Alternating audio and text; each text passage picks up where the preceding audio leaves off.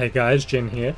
This is a versatile endgame Whirlwind Earthquake build that lets you speed farm overworld tier 4 like a boss, can do Ubers in tier 100 pits without even having actions on the bar, and can speed farm tier 120 pits comfortably while also being able to push higher if you want to. Let's get to the build. So for the skill tree, we're going to start with 1 in Bash, and go for Enhanced Bash.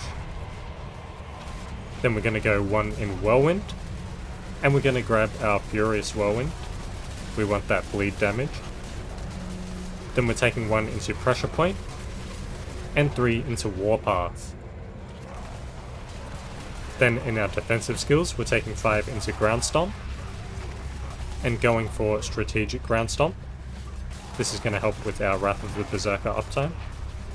Then we're taking 3 in Imposing Presence, 3 in Martial Vigor, 1 in Rallying Cry, going for Strategic Rallying Cry, Challenging Shout, 1 point, and Enhanced Challenging Shout.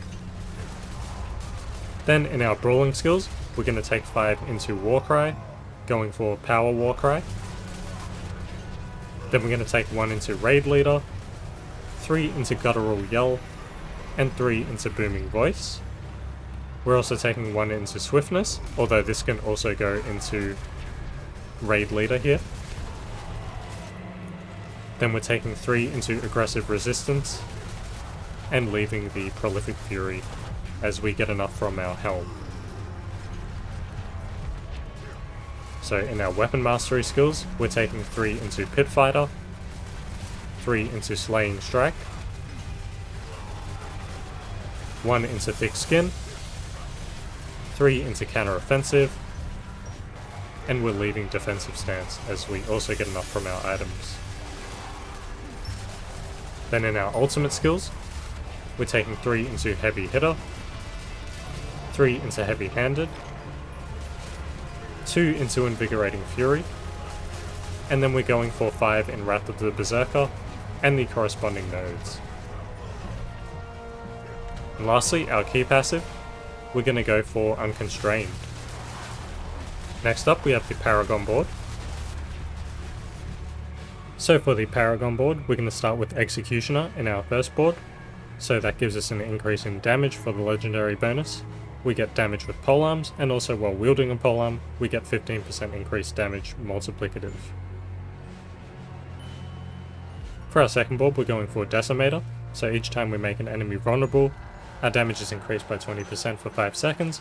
Overpowering a vulnerable enemy grants us an additional 20% bonus for 5 seconds. As for the glyph, we're using Territorial. That gives us damage to close enemies, a vulnerable damage multiplier as our legendary bonus, and we get 10% damage reduction against close enemies. Then to the left we have our third board, Force of Nature. So our Earthquakes have a 75% chance to spawn a Dust Devil every second that deals damage. Earthquake damage is increased by 40% of our damage first close bonus up to a maximum of 200%, which is our current bonus. For the glyph, we're going to be using Challenger, so we deal 10% increased damage to elites, and another increase in damage to elites as the legendary bonus.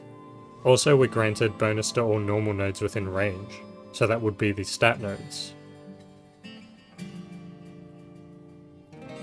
For our fourth board, we're going all the way to the right, and that's going to be our Blood Rage board, so killing a bleeding enemy has a 10% chance to grant Berserking for 5 seconds, and our damage is increased by 10% of our damage while Berserking bonus up to a maximum of 45%, which is our current bonus.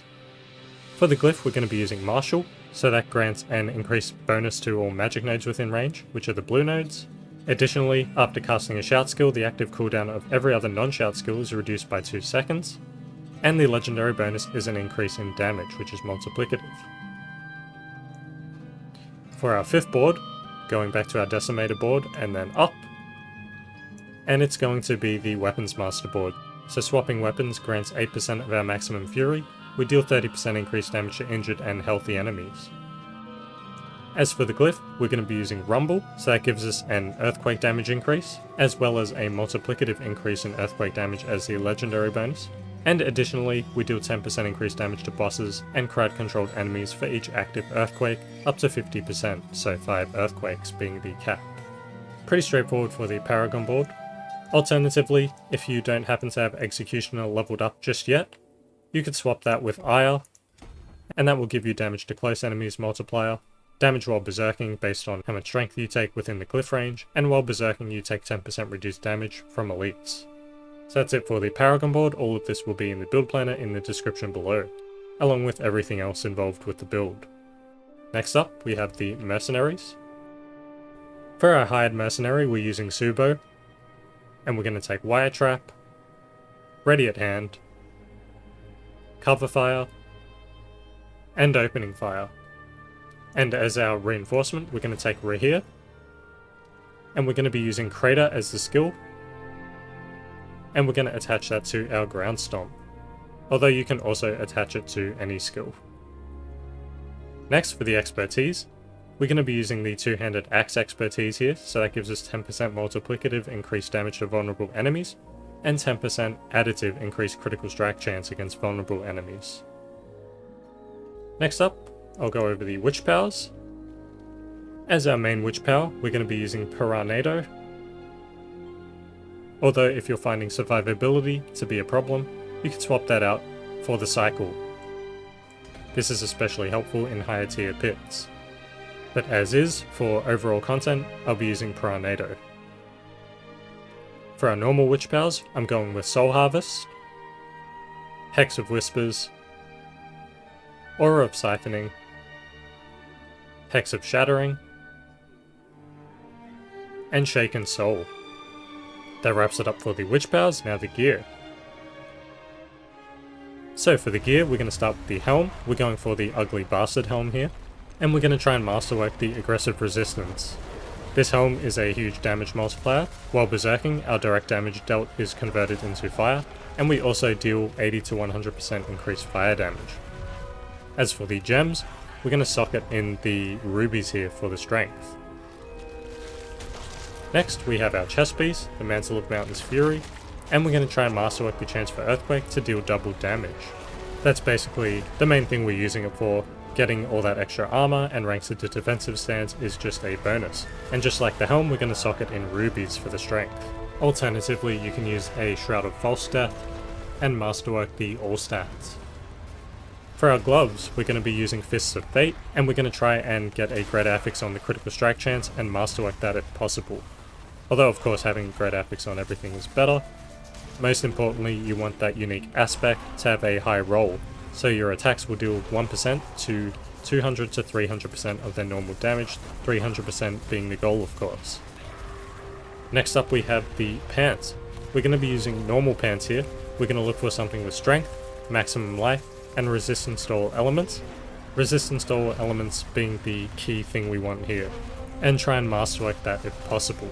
For the tempering, we're going to temper the Ground Stomp cooldown reduction on here, and Earthquake size.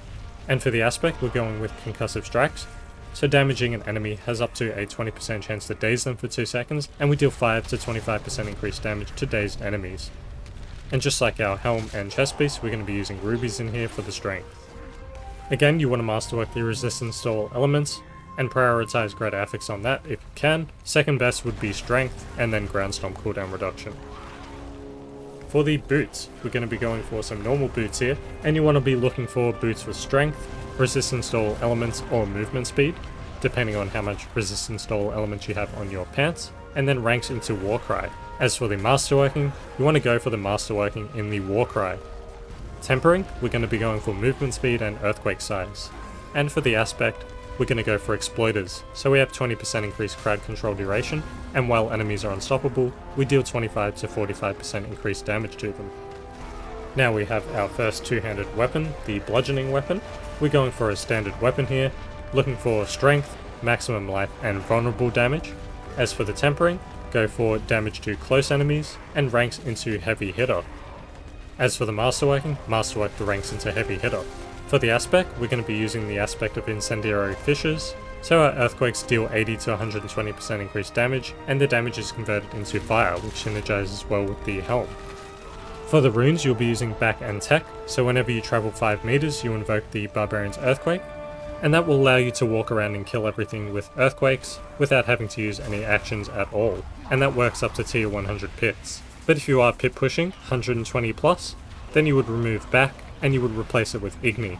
So Igni stores 25 offering every 0.3 seconds, up to 500 offering, and when you cast a non-basic skill you gain this stored offering. So that will allow you to tap Whirlwind or use any of your other abilities to gain that stored offering to create earthquakes. In higher tier pits where the monsters aren't dying instantly, this will allow you to spawn many more earthquakes than you would be able to with back. So back tech for overworld, Igni tech for tier 120 plus pits. Next we have our one-handed weapons. We're going to be using swords here. Our first one will have strength, maximum life and vulnerable damage. We're going to temper that with damage to close enemies and ranks into heavy hitter. For the masterwork, we can go for heavy hitter. As for the aspect, we're using executioners. So our overpowers will spawn an earthquake every 4 seconds. That deals physical damage over 4 seconds. And our earthquake damage is increased by 15% for every 100 strength we have, and that's multiplicative. So this is why we stack as much strength as possible. And as for the socket, we're going to be using a blue gem, the sapphire, for vulnerable damage. For our second weapon, it's going to be almost exactly the same, strength, maximum life and vulnerable damage, but we're going to temper it with damage while berserking instead of damage to close, and then again heavy hitter, and you're going to try and masterwork heavy hitter. For the aspect, we're going to be using vehement brawlers, so casting an ultimate skill increases our damage by 10 to 30% for 8 seconds, and we gain 2 additional ultimate skill ranks. And we're also going to use a sapphire for the socket. For our slashing two-handed weapon, we're going to be going for a polearm here, for that vulnerable damage, and we're looking for strength, maximum life and vulnerable damage. For the tempering, we're going to temper the damage while berserking, and chance for earthquakes to cast twice, and that's what we're going to masterwork.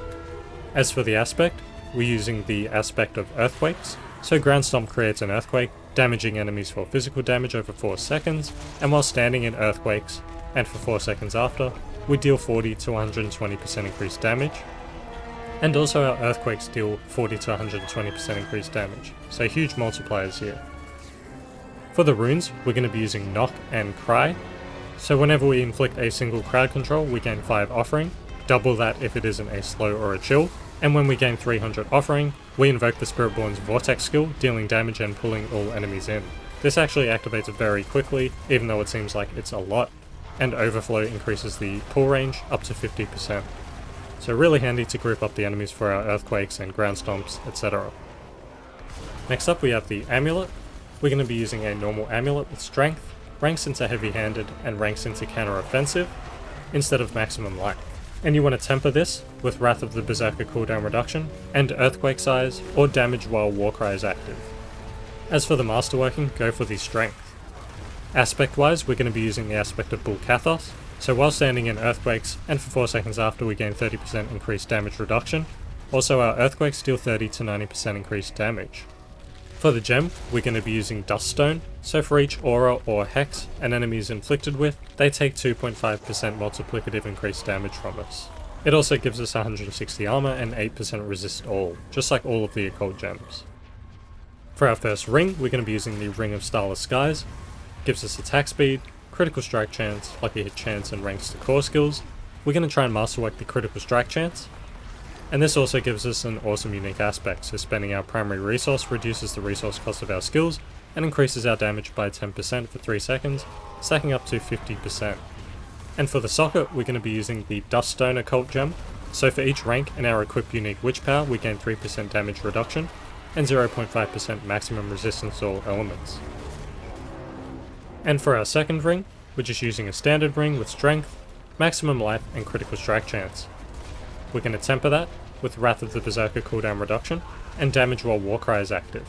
For the masterworking, go for the strength. As for the aspect, we're using Bold Chieftains, so whenever we cast a shout skill, its active cooldowns reduced by 10 to 30% per nearby enemy, up to a max of 70%. And as for the socket, we're using the occult gem Friend of the Bog, so while we have 3 or more growth and decay witch powers equipped, we gain 8% primary core stat, 10% maximum life, and unhindered. So that wraps it up for the gear and the build. Thanks again for watching. If you enjoyed the video, or it helped you out in some way, please leave a like, subscribe, hit that notification bell, leave a comment down below if you want to. It all really helps out the channel a lot, and I appreciate the support. And if you want to see some more build guides for Season 7, click on one of these videos.